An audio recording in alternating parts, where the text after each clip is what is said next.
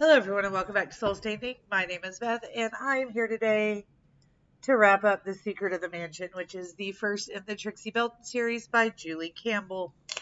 Now I just made a whole video. Well, I made 1.5 because I started the first video and got really into it and realized that my camera was not capturing anything. So then I restarted, made an entire video. It's almost 12 minutes long. Saved it and everything, and then realized I didn't talk about the one thing that I really wanted to kind of throw out there. So before I get into wrapping up, reviewing the actual book, I do want to tell you that this is probably going to be listed as a children's book. However, that is because the original book was published in 1948. Now then, in 1948, we did not have a separation of children's, middle grade, young adult, new adult, adult. What we had was children's and adult. So books like Trixie Belden, Nancy Drew, and the Hardy Boys, which are very clearly meant for kids between the ages of about 10 to 16, right? Maybe a little older. So definitely firmly in the middle grade and slightly into the young adult segment. Those books were all lumped together with like Winnie the Pooh.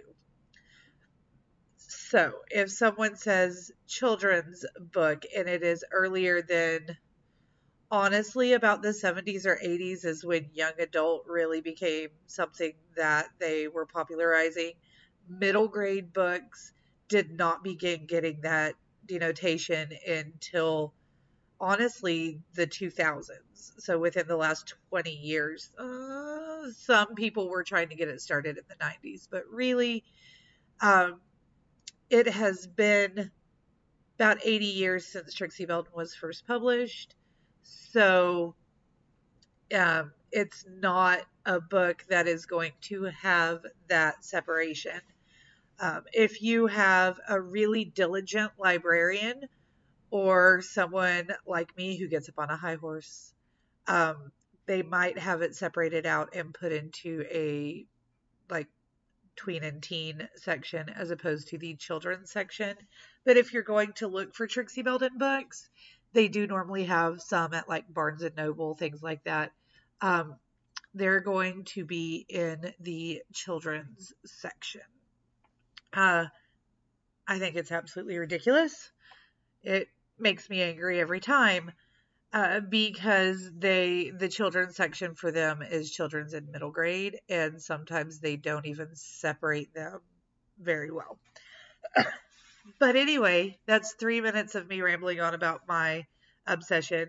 I really should talk to my professor about getting my doctorate's degree in that.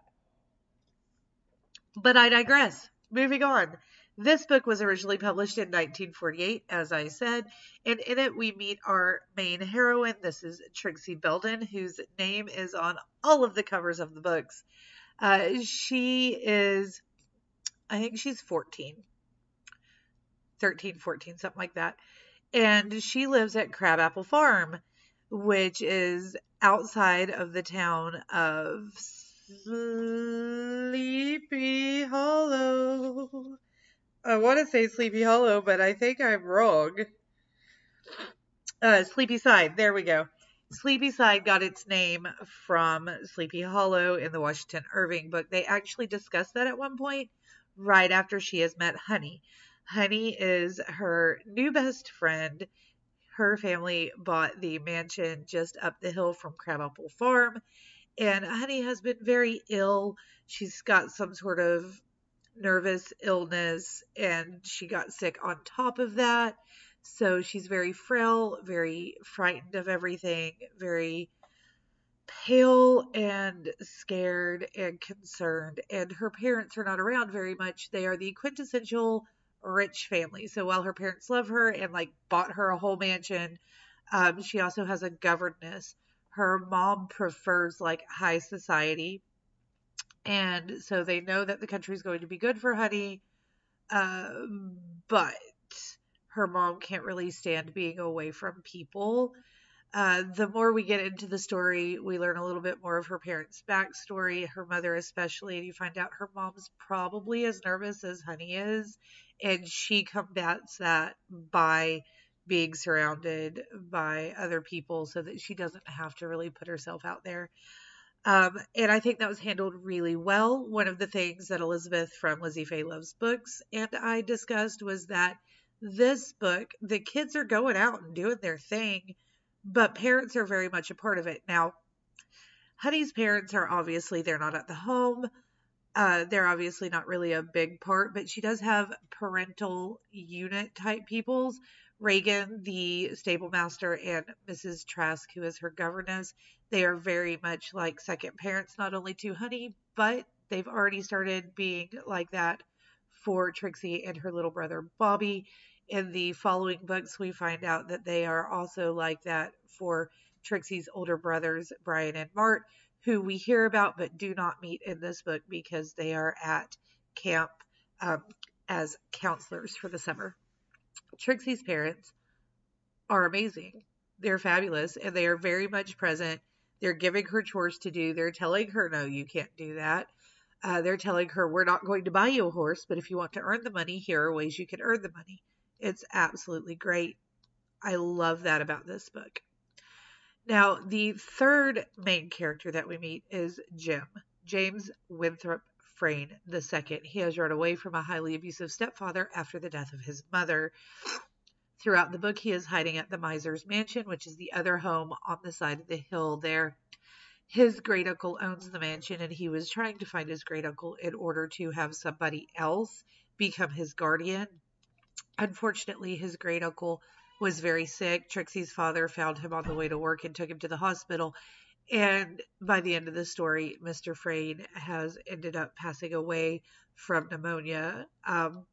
But Jim is staying in the mansion. The girls meet him and they become fast friends and they help protect him. And they actually end up protecting him from a house fire. So that's really awesome. And from his evil stepfather. So I'm not going to go into any more detail than that. However, this book is very much one that I loved it, and you could read it as a... Sorry about that. They came to tell me that they needed hash browns. So I better wrap this up real quick and go make some hash browns. But this book could be read by itself. You'll never know the full story of all the characters because this is just a snippet, though. This book was very much written as the first in a long series. We are introduced to the three main characters. But the end of this book, Jim knows that his evil stepfather has shown up and he's run away. Then the lawyer shows up and is like, hey, y'all wouldn't happen to know anything about a redhead boy who's been around here. I'm the lawyer, and I can make it to where Jonesy never shows up for Jim again. We can get him another guardian. He can finish school, accept that college scholarship, and go on to follow his dream of opening a boys' ranch home sort of situation. And the girls are like, we have an idea where he might be, but you can't go looking for him. Because if there's some guy looking for him, he will run further for sure. But Honey goes, we have a trailer. Like a travel trailer thing. Miss Trask is a great driver. I bet we can convince her to take us on the road this summer and try to find Jim ourselves. That's how book 1 ends. Book 2 is the red trailer mystery. And if you would like to buddy read this with me, now that I've finished book 1, I am in the mood to just plow through the whole series.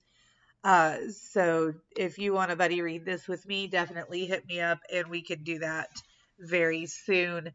I think we get more about Trixie's older brothers in this one. We end up meeting them as well, but it's all about the girls and Mrs. Trask on the road trying to find Jim and the mystery of like where he's going and how to find him. And it's really, really well written. These books are timeless because, yes, they were written in like the late 40s, the 50s.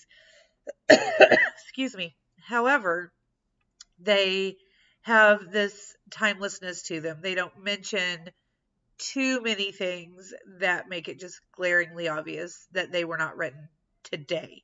Now, there's no cell phones, no technology, whatever, but you can just feel yourself get sucked into the story and feel like maybe they just like hanging out outside instead of playing video games.